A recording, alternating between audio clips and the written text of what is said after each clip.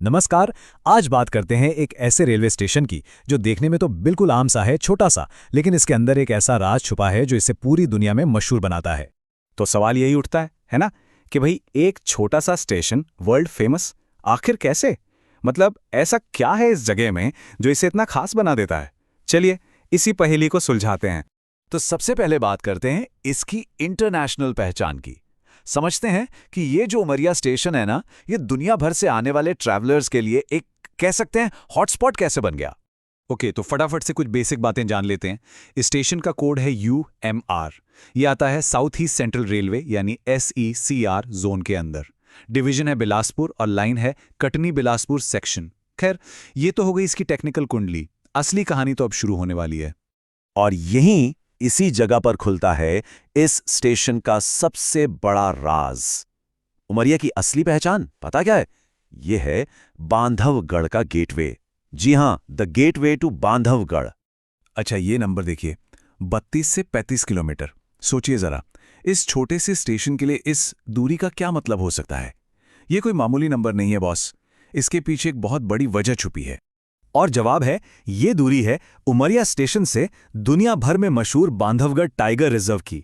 बिल्कुल, बस यही 32 से 35 किलोमीटर का फासला है जो उमरिया को सीधा इंटरनेशनल मैप पर ला खड़ा करता है, क्योंकि ये इस जबरदस्त नेशनल पार्क का सबसे सबसे करीबी रेलवे स्टेशन। तो मतलब साफ है, ये सिर्फ एक स्टेशन नहीं है, ये टाइगर सफारी के दीवानों के लिए एक ग्लोबल हब है। पूरी दुनिया से लोग यहाँ ट्रेन से उतरते हैं। जरा सोच कर देखिए वो नज़ारा।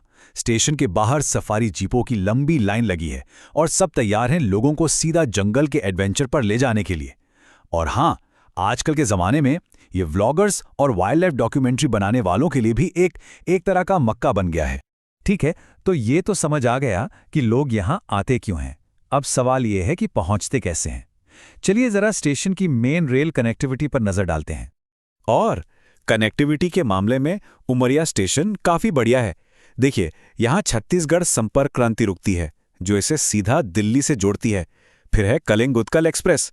सोचिए, ये ट्रेन पुरी से लेकर ऋषिकेश तक, मतलब देश के दो अलग अलग कोनों को जोड़ती है।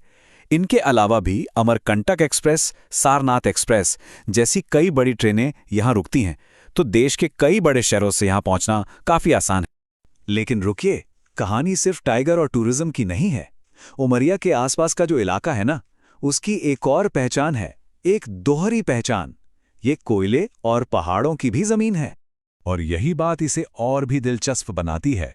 यहाँ एक कमाल का कॉन्ट्रास्ट देखने को मिलता है। एक तरफ है साउथ ईस्टर्न कोलफील्ड्स लिमिटेड यानी SECL की कोयले की खदानें, ये इसकी इंडस्ट्रियल पहचान है। और दूसरी तरफ हैं खूबसूरत विंध्याचल की पहाड़ियाँ जो इसे एक जबरदस्त नेचुरल ब्यूटी देती हैं। मतलब इंडस्ट्री और नेचर दोनों एक साथ। और जानते हैं, ये खूबसूरती सिर्फ आसपास के इलाके में नहीं है। इस रूट पर यानी कटनी बिलासपुर लाइन पर ट्रेन का सफ़र करना अपने आप में एक एक्सपीरियंस है। ट्रेन हरे भरे घुमावदार पहाड़ों के बीच से गुजरती है और नज़ारे इतने शानदार होते हैं कि सफ़र का मज़ा ही दोगुना हो जाता है। तो कुल मिला के बात यह है कि उमरिया स्टेशन सिर्फ एक लोकेशन नहीं है, ये एक कहानी की शुरुआत है, किसी भी एडवेंचर का, किसी भी सफ़र का। ये एक स्टार्टिंग पॉइंट है।